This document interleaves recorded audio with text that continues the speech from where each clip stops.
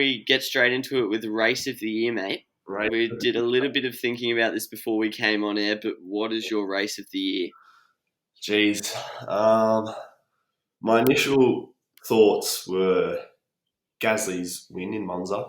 That multiple red flags, just hecticness. No Lewis, he was charged from the back, but ran out of laps. Then also, I thought the first race of the year where Charles was flying in the Ferrari looked good, and Lando Norris's last lap with Hamilton's penalty was just something else to watch. There's been a couple others that are probably worth mentioning. Perez's win would have been good if Russell in the Mercedes wasn't punctured or whatever, got bent over there. But I think if Russell had kept on there and pushed him, I think that would have been an awesome last 10 laps to watch. But obviously that didn't come to fruition. But yeah, I reckon Monza or the first race in Austria.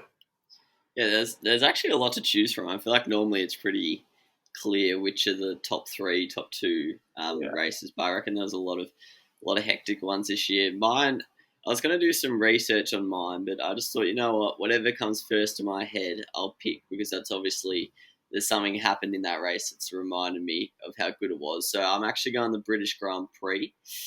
So this is the Grand Prix where all the lads' tyres just shirked it. Yeah. I think Bottas on the second last lap, Hamilton on the last lap, and Verstappen set the lap record for the course, or for the track on the last lap. He was started the lap 40 seconds behind Hamilton, and Hamilton had punctured tyres, and I think the gap got down to within 10 seconds, but it was a pretty dull race up until like the last 10 laps or so, but it just got really hectic at the end, and there wasn't too much action at the front of many races this season, with Hamilton leading most by 30 seconds, but for this one, for Verstappen to have a really hectic comeback. And I think there was also a bit of hectic action around like the 4th, 5th and 6th spots. So I think Turkey also deserves a shout out. I'll just check that one. Excuse me. I think that's where they had a few red flags and they were coming straight off the safety car and someone straight into the back of Carlos Sainz and then bang another. Yeah, there were a few ones with some hectic crashes, but a lot of red flags, which is pretty intense. Yeah, I know. Yeah.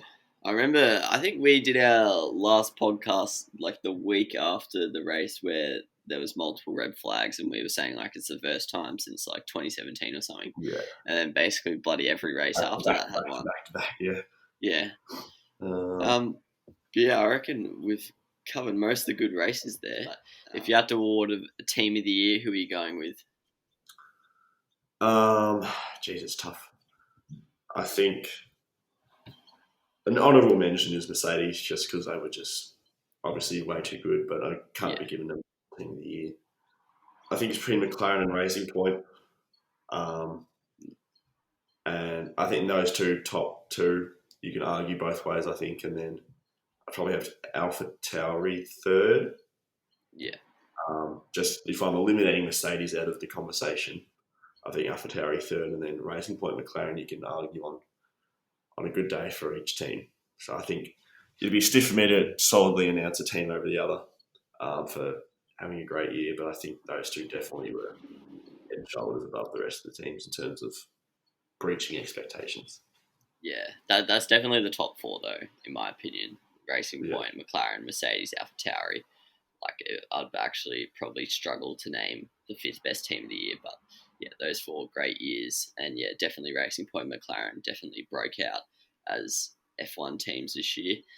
Driver of the year, top 3 best drivers, 3 drivers who impressed you the most. You can do it versus expectation or just in general.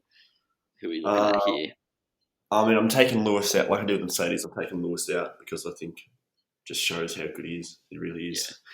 Contention for the GOAT talk. I mean, it's him versus Schumacher. And I mean, I'm sure the old school F1 drivers had arguments for some others, but I wasn't involved in that, so I can't say I'm a part of the older folks. But Perez, top 3 for sure.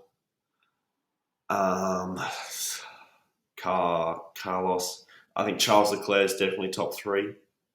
I think in that lemon that he was driving, 98 points for the year was pretty pretty impressive. So I'm saying Perez, Leclerc. Jeez, and then I think there's a battle for between like third and sixth, like best drivers of the year. You can say Danny Rick was flying.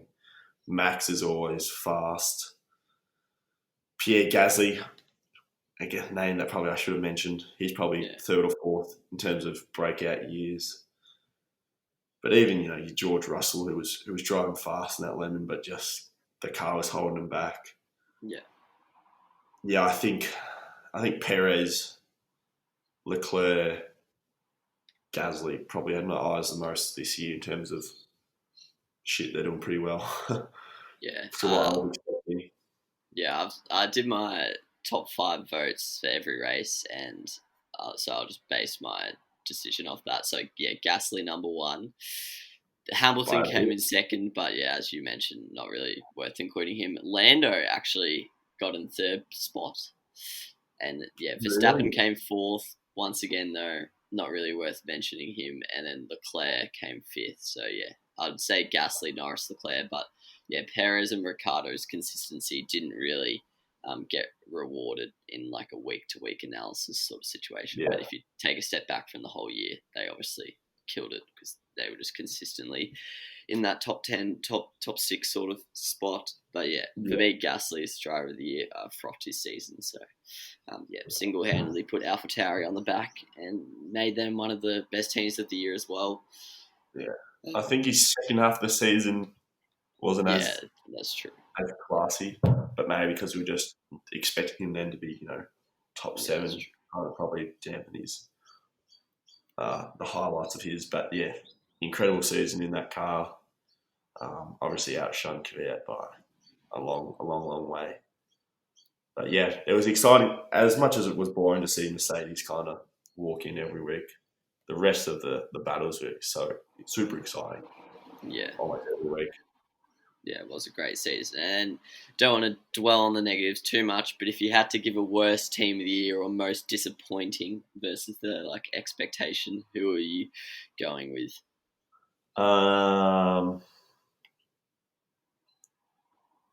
It depends when I'm looking at it. It's going to be Ferrari.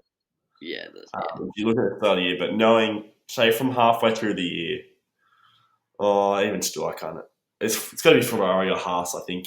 Yeah. Ferrari and then the bottom 3 teams are all probably below what they were expecting. Yeah.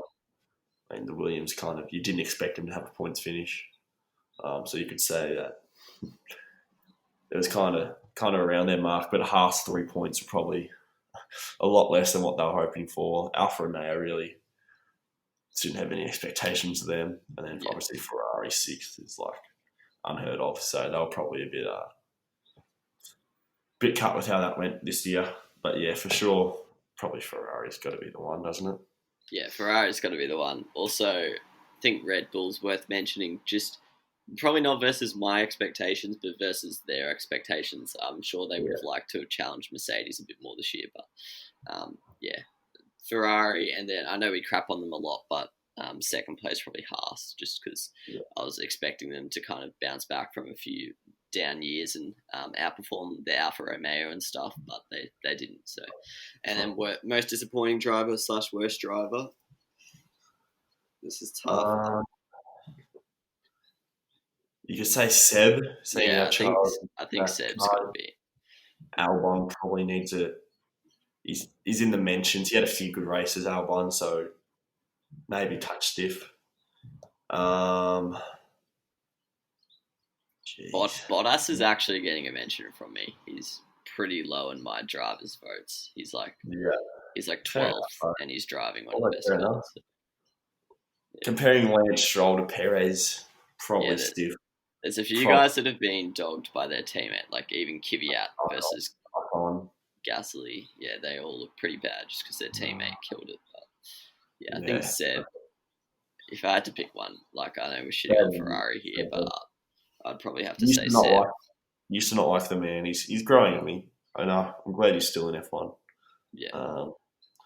But yeah, he probably, comparing to Charles, how Charles was driving the red car was Seb was always, just a few pegs below him. Yeah, it was pretty weird to see Seb in a Ferrari just coming like 13th, 14th every week. But kind of got used to it by the end, which was a bit worrying for them. But yeah, sadly, Seb, probably the most disappointing driver of the year. But yeah, there's definitely a few worth mentioning. It's a miracle! Oh, yeah! What about that one? Unbelievable! Balotelli, Aguero! Crowd cheers. Here's Siddle.